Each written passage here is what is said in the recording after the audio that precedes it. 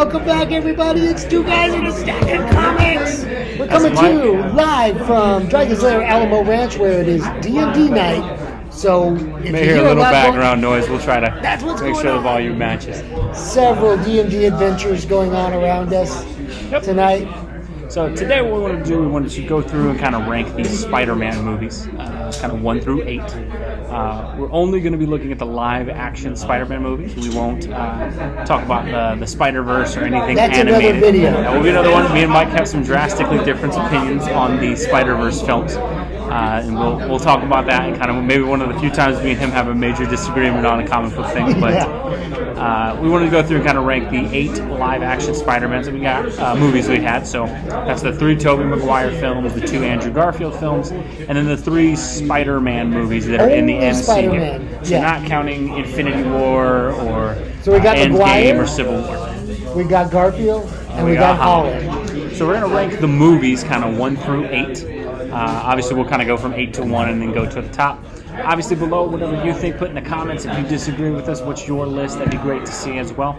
But kind of wanted to look at what we thought there. So, number 8. Want to do the countdown, going 8 up to 1? Yeah, we'll go 8 up to 1. Okay, this one was... 8 for us is probably the most obvious one. Obvious. It's probably the one that's on the lowest on everybody's list, and that's The Amazing Spider-Man 2. Now, I will say that while this movie gets trashed a lot, I actually do quite like this film.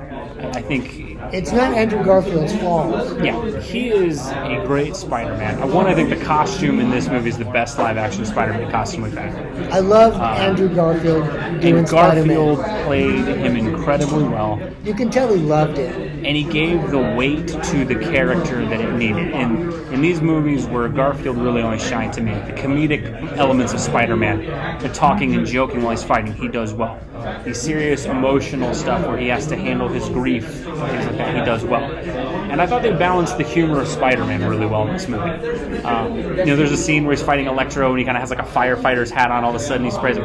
Just little stuff like that you could totally see fitting in the comics. Yeah, that was very comic styled. It had its shortcomings. For sure. I think... And just to be honest, like all 8 of these movies are really good, but this one fell short, and it comes up at the bottom of the list just because I think it went a little sideways with the Electro part of the story. Yeah, Electro and then the Green Goblin that we got, the Harry Osborn version. I think that really struggled to connect during the movie. But it did portray something very, very important.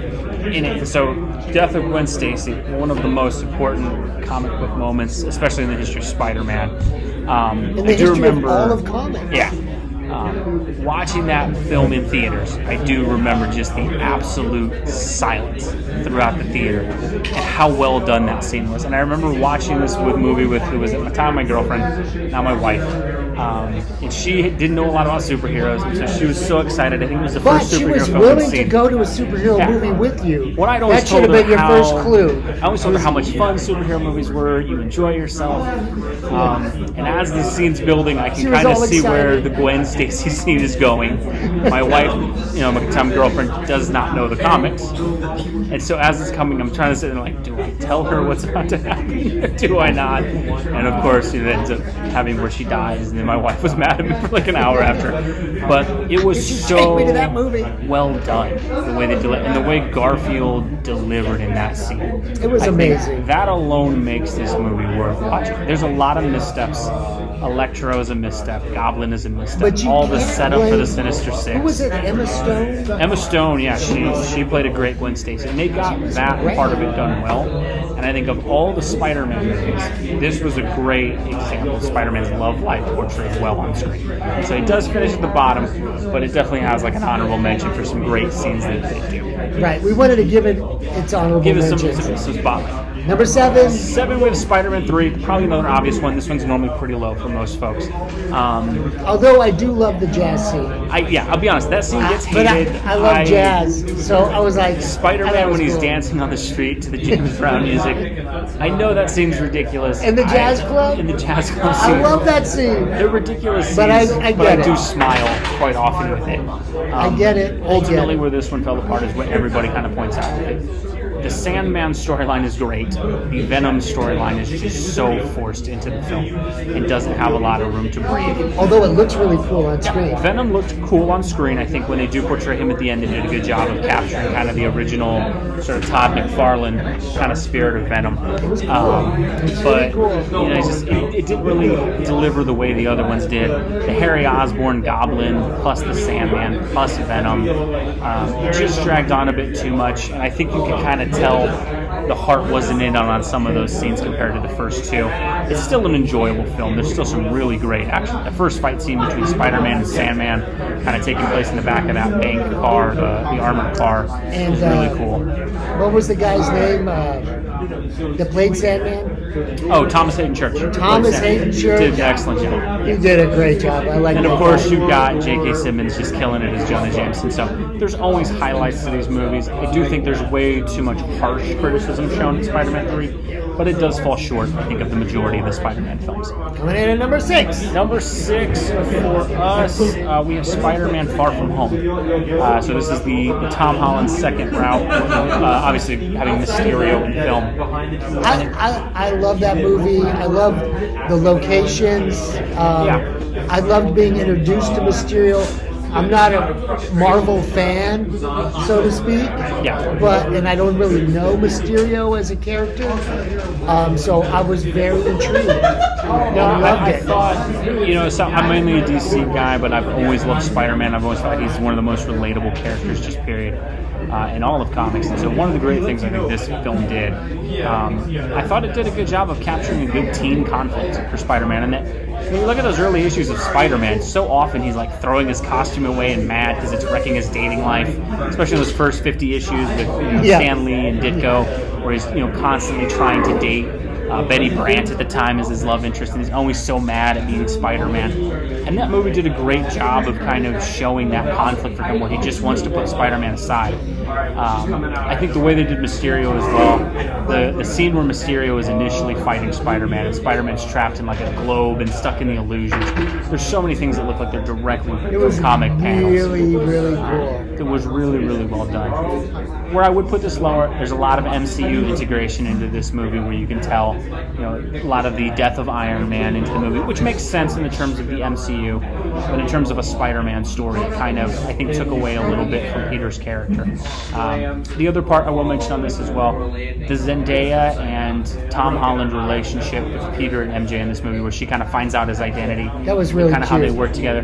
They did that well, and That I thought was it was really a cute. really cool way of introducing MJ as a love interest who knows it and isn't mad at him. Instead, she's supportive and helps him. And I thought that was a refreshing kind of change to the typical love interest finds out and then they're mad at the hero for the rest of the film. I thought they did that really, really well. They really masterfully did that. Nobody's ever done it like that before. Coming in number 5. Number 5 for us, we have the first Andrew Garfield film, The Amazing Spider-Man. Love that movie. I love that movie. Andrew Garfield, It's a good film. Peter Parker with a skateboard. I thought it was so cool. I was like, man. I was a skateboarder. I totally, would have wanted to be Andrew Garfield on a skateboard when I was 14 years old. Yeah. Well, and I think the thing with this movie is they had a really impossible task with this film, and then you were following up on such a successful run with Tobey Maguire. And this was the first real kind of modern reinvention of like, we just finished with one hero, we've got to reboot it. And I think they really were kind of stuck in a box in a way, because they were like, they felt they had to redo the origin story, represent another character. So there was a lot of things going against it. And then you've got to compare and contrast. It's a tall order. Yeah, I think what I really liked this one is one of my personal favorite Spider-Man villains is the Lizard. I think that was one of the first appearances I had, was like the McFarlane Spider-Man #1. Its Torment is the storyline with the Lizard's in that. So I always thought the Lizard was just a really cool, striking visual character. And after seeing Kirk Connors in kind of the first 3 Tobey Maguire films and never getting him to be the Lizard, it was really cool to see the Lizard get the spotlight on it. I think it also was a great conflict movie for Peter Parker, and I think, again, it's the strength that Andrew Garfield always had, is that his ability to carry those emotional scenes, especially in the death of Uncle Ben, how that's portrayed in this film, the kind of conflict that he has with Gwen Stacy's dad. I just thought they did a really good job kind of capturing completely Peter's character. Who's the guy that played Captain Stacy? Dennis Leary. Dennis Leary, and he did a really good job. He's a very good comedian, but he did a great job. I liked how they were antagonistic towards one another. I mean, that was pretty cool. It was really good. It felt right. Garfield's movies to me always struck this great balance of Peter Parker has to suffer to be Spider-Man. And that's a kind of recurring theme in the comics. So in each of his movies, there's these really devastating kind of deaths at the end, but he doesn't let it get him down. He eventually always comes back. And I think, for me, that's always been the defining characteristic of Spider-Man, is he never lets bad guys get him down. No matter how dark it is, he loses so much, he always fights back. And so I thought that was really, really great how they captured that. I thought Garfield did a good job. Emma Stone in this one as well. Again, great relationship built between him and Gwen in the movie. And it was cool to see Gwen, because we hadn't seen her really. She was briefly in Spider-Man 3, but it was cool to see her kind of become the prominent love interest because of her importance in the comics. Emma Stone really played her well. Yeah, no, they did a great job. And it's a movie, to me, this is one of the more underrated comic book movies ever. It kind of gets trashed in retrospect now, but I think it's a really great film. And it comes in the middle of the pack here because of the strength of the other ones. And these are all such good movies. So it's like, now we're getting down to the nitty-gritty. And that one was really good. Good acting, good script. Yep. Now we're at number 4. So we have Spider-Man Homecoming at 4. This was Tom Holland's first entry. That was the first, yeah. Great to see the Vulture. Wait, did he do a cameo before? He did Civil War first. So this was his first kind of solo Spider-Man film. One of the great things I think with this movie is, and I think the strength of Tom Holland is, while both Garfield and Tobey Maguire are very good actors who play Spider-Man well, Tom Holland was the only one who seemed to be cast age appropriately where you bought him as the young kid. That was his biggest selling point, is, he looks like he's 16. Yeah. No, and Spider-Man struggling with trying to get a date for Homecoming and trying to balance his schoolwork and all of that. That's hinted at in a lot of the other films, but this really brought that home. It's a teenage movie we're dealing with. Key part of the stories, the old stories, was his teenage life. I think the other thing they did really well in this film, Marissa Tomei as Ant-Man was a cool reboot. I think, again, one of the challenges of these, and Marissa Tomei is not bad to look at either. One of the cool things that they do is, because you've had Garfield and Maguire at this point, again, they're kind of stuck in that task of how do you differentiate this? Because no one wanted to see another Uncle Ben death scene for a third time. Killing me, Smalls, so, right? I thought they did a good job of changing it up a little bit, but keeping it consistent. And then I think the highlight of the movie for me, and it was something I love when comic book movies can be kind of true to the source material, but maybe throw a curveball at you. And Vulture being Liz Allen's dad was the perfect mix of kind of like a shock in the middle of the movie that you didn't see coming. No, Vulture being Michael Keaton. Yeah, no, he did Batman himself. That was really unexpected. And I think that was just a really good move for that. I liked also they kind of had Spider-Man's homemade suit. They really emphasized that. I thought that was cool. They used the shocker in the movie as well. I think it just really holds up well. It's got a great balance of humor and action. Again, there's MCU elements. You get Iron Man dropping in, but never bad to see Robert Downey Jr. In the films. And again, it fit within that universe. So number 4 for us on that. Really enjoyed Homecoming. Yeah. Top 3. This was probably the biggest. Are you thinking of which movies we haven't talked about yet? Debates that me and Mike had. Yeah. We kind of had all 3 of these slotted 1, 2, 3, and then shifted it around, and a couple of times sort of ended up with where we are. So as much as it stinks to put it there, we're going to put the original Spider-Man from 2002, the Tobey Maguire first one, at number 3. Which, although I made a strong argument for number 2. Yeah. So ultimately for this one, I can't say anything negative about it. The only reason it's 3 is the strength of the other 2. Maybe they're tied? Yeah, we may do 1A, 1B, 1C or something. Yeah, there we go. This is the one that started it all. This was our first cinematic adaptation of Spider-Man. And it was so great. Can you remember when it came out, like the hype? No, and it was, at the time we'd had Batman, we'd had Superman, but we really hadn't seen any huge, big budget Marvel costume heroes, right? There'd been Blade and X-Men had been there, but that had really fallen into like the leather costume kind of age of superhero films. This was the first time they really went full bore with it. It was bold. It was brash. The highlight of the movie for me on this one, Willem Dafoe as the Green Goblin. I think outside of Heath Ledger's Joker, is the second greatest comic book villain we've ever seen. Oh, he is that laugh. So fantastic. That Green Goblin laugh? Yeah. Even oh though my he's God, got, so great. The Power Rangers-esque looking Green Goblin armor, he does such a good job playing the character. I thought it looked really cool. And at the time, it did look really great. Yeah. You know what I thought was really cool about the special effects? Is when he was on his little flying thing, and they had the little poofy smoke like they would draw in the comics coming out of it. I was like, oh my God, that looks just like the comic page. No, for sure. Made me love it. I would say this is probably one of the greatest origin movies we've ever seen of any comic book film. Perfectly adapted so many things. I really loved the Aunt May and Uncle Ben that they had cast in this film. It really felt like they plucked those right out of Amazing Fantasy 15 and brought them to life with Cliff Robertson playing Uncle Ben. He was great. And it really captured, I thought, when you read Amazing Fantasy 15, you see Spider-Man for the first time, right? Peter Parker is the nerd. I mean, that's what differentiates him so much from other superheroes is he is the mega nerd at school. And the way Tobey Maguire so faithfully kind of played him, even though he looks about 10 years too old to be in high school. I went with it. So well. I went with it. Yeah. And so, great movie. Excellent scenes. One of the coolest uses of CGI at the time. It was just a mind-blowing movie when it came out, and definitely, one of the best. Number two, we went with Spider-Man No Way Home. Way Home. You get the best of all worlds here. You get 3 Spider-Mans all in one movie. I thought what was great about this movie, not only do you get to see all 3 of them and a lot of the villains, I thought the way they actually incorporated it into where it wasn't just a cameo fest. This actually had a story purpose for those guys being in there. They had parts. And it was really cool to see that. They had real lines. I loved the way... I love being in the theater when everybody everyone was going crazy. Every time, they came in. I mean, and it was cinematic history. It was so much especially fun. for a comic book fan. Daredevil pops up, and yes, it's a Spider-Man rating thing, but it's so cool to see Daredevil pop up as a lawyer. Here's my lawyer, Matt Murdock. They did that so well, and I thought the way that they had the older Spider-Man actors be there as people who could kind of mentor Tom Holland's version of the character. That was clever writing. It was clever writing. You also get Willem Dafoe back and playing the Goblin again and doing probably almost a better job. I don't know how they pulled it off. It was just great to see all of it.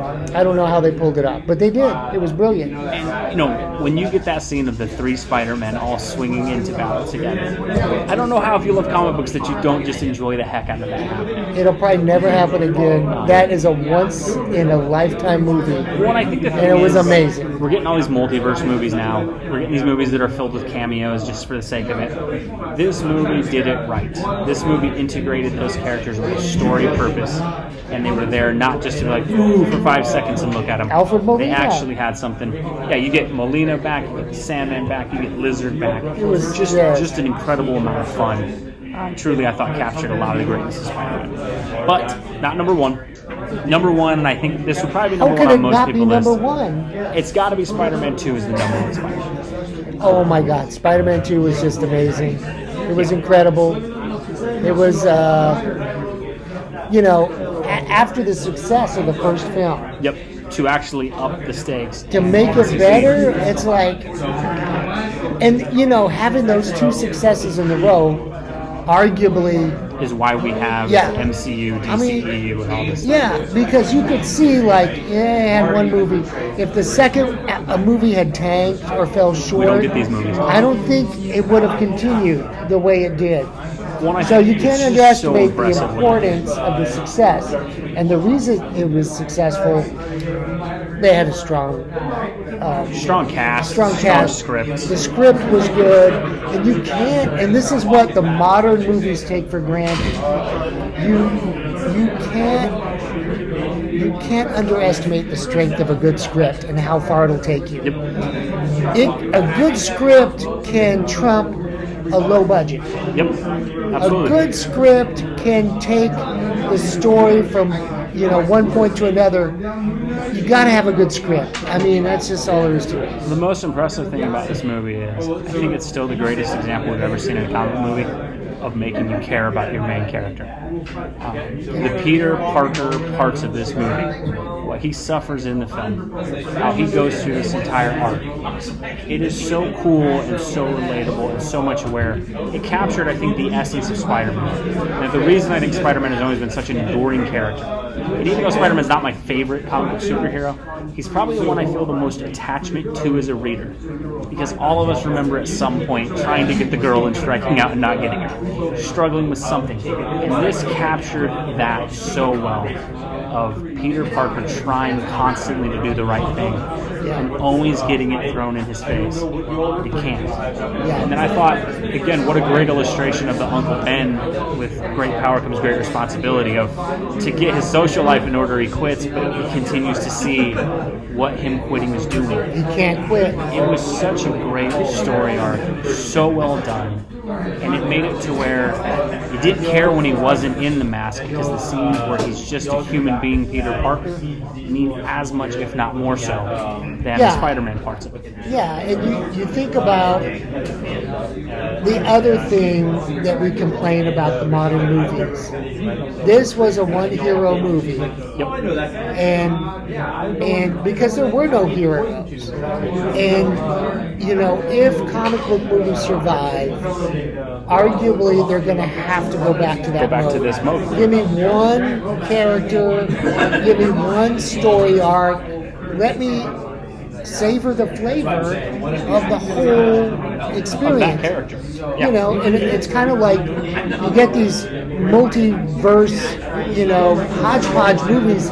It's a smorgasbord, and you might go see it because you're a Batman fan. It's got one part of Batman in it, or you might go see it because, Talking about the Flash again. Yeah. Of the Flash.